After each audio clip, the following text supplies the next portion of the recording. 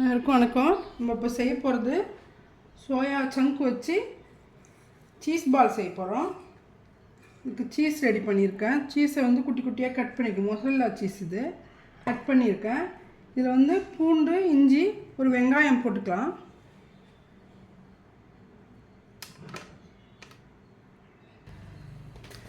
வெங்காயம் ஒன்று கட் பண்ணி போட்டிருக்கேன். இதுலேயே மிளகாத்தூள் ஒரு அரை ஸ்பூன் போட்டுக்கலாம். போட்டு இதை அரைச்சி எடுத்துட்டு வரேன். சோயா பால்ஸு, வெங்காயம், இஞ்சி, பூண்டு எல்லாத்தையும் அரைச்சது. இது அரைச்சிட்டு நல்லா இது மாதிரி நல்லா இது பண்ணிவிட்டு இதுக்குள்ளே ஒரு சீஸ் வச்சு மூடிருக்கோங்க. மூடிட்டு அப்படியே பாலாக பிடிச்சிக்கலாம்.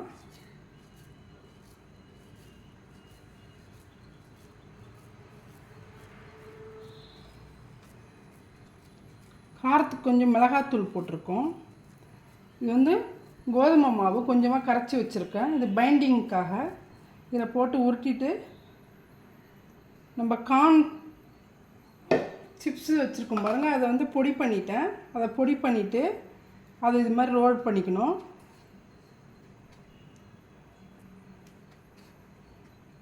அவ்வளோதான், சீஸ் ரெடி ஆகிடுச்சு. சீஸ் பால் ஃப்ரை பண்ண வேண்டியது தான். ஆயில் சூடாகிடுச்சு. ஒரு பால் போட்டிருக்கேன், நல்லா ஃப்ரை ஆகட்டும்.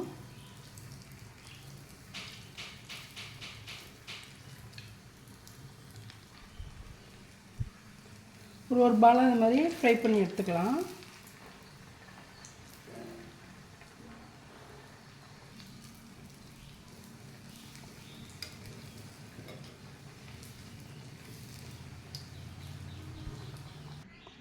சுவையான சீஸ் பால் ரெடி ஆகிடுச்சு பாருங்கள். இந்த வீடியோ பிடிச்சிருந்தா லைக் பண்ணுங்கள், ஷேர் பண்ணுங்கள், கமெண்ட் பண்ணுங்கள், சப்ஸ்கிரைப் பண்ண மறக்காதீங்க.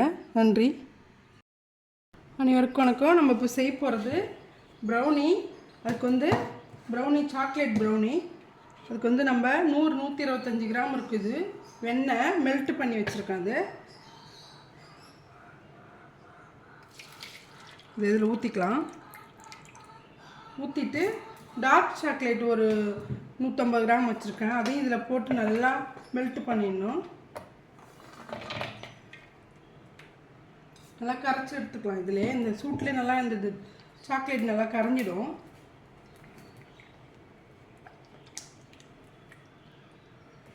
பாருங்கள், நல்லா சூட்லேயே நல்லா கரையுது. ஃபுல்லாக கரைச்சிடணும். இதை எண்ணெய் சூடு பண்ணால் தான் இது மாதிரி கரையும்.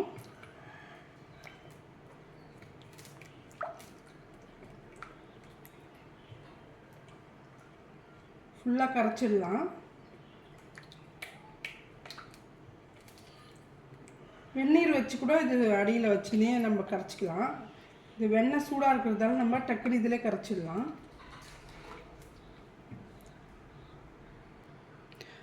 ஒரு கப்பு சர்க்கரை நல்லா அரைச்சி வச்சுருக்கிறேன். அதையும் இதிலே போட்டு நல்லா கலந்துக்கலாம்.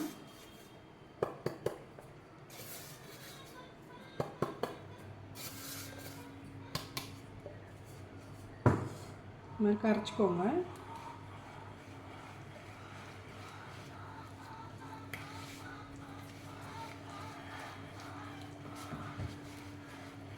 வெண்ணெய், டார்க் சாக்லேட், சர்க்கரை இது 3 கரைச்சாச்சு. இதில் மைதா 1 கப்பு, கொக்கோ பவுட்ரு 1 கப்பு, கொஞ்சம் தயிர், கொஞ்சம் பால் போட்டு நம்ம மிக்ஸ் பண்ணிக்கலாம். எக்லெஸ் கேக்குது. 2 கப்பு மைதா போட்டுக்கலாம். ஃபஸ்ட்டு 1.5 கப் போட்டுக்கலாம். அப்புறம் வேணுன்னா இன்னொரு 1/2 கப் போட்டுக்கலாம். 1 கப் கொக்கோ பவுடர் சின்ன கப்பால்.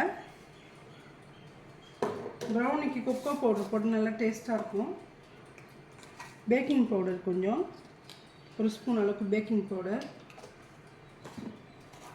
பேக்கிங் சோடா ஒரு 1/2 ஸ்பூன் அளவுக்கு போட்டுக்கோங்க. தயிர்,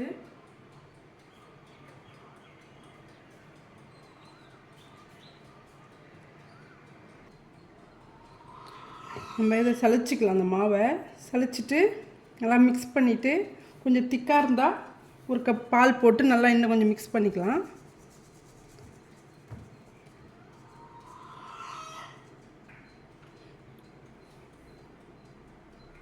நல்லா அது மாதிரி மிக்ஸ் பண்ணிக்கோங்க. நல்லா திக்காக இருக்குது. இன்னும் கொஞ்சம் நம்ம பால் போட்டுக்கலாம். இதிலே திக்காக இருக்குது. இந்த டைமில் நம்ம பால் ஒரு கப் அளவுக்கு போட்டு நல்லா மிக்ஸ் பண்ணிக்கலாம். நல்லா மிக்ஸ் பண்ணிவிட்டு இது மாதிரி ட்ரேவில் ஊற்றி கடாயில் மணல் போட்டு வச்சாலும் வைக்கலாம், நம்ம ஓடிஜியில் வச்சாலும் வைக்கலாம். நான் ஓடிஜியில் தான் வைக்க போகிறேன். நல்லா கலந்து வச்சுட்டு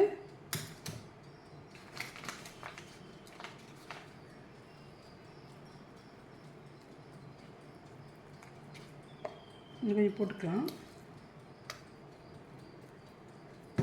போட்டுட்டு இது மேலே எந்த நட்ஸ் வேணாலும் நம்ம ஆட் பண்ணிக்கலாம்.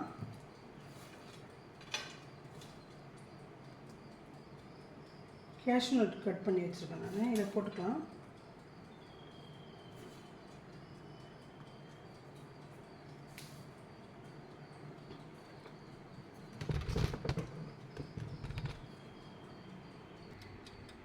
இது மாதிரி ஓவனில் செட் பண்ணி ஒரு 30 மினிட்ஸ் 180 டிகிரி செல்சியஸில் வச்சாச்சு.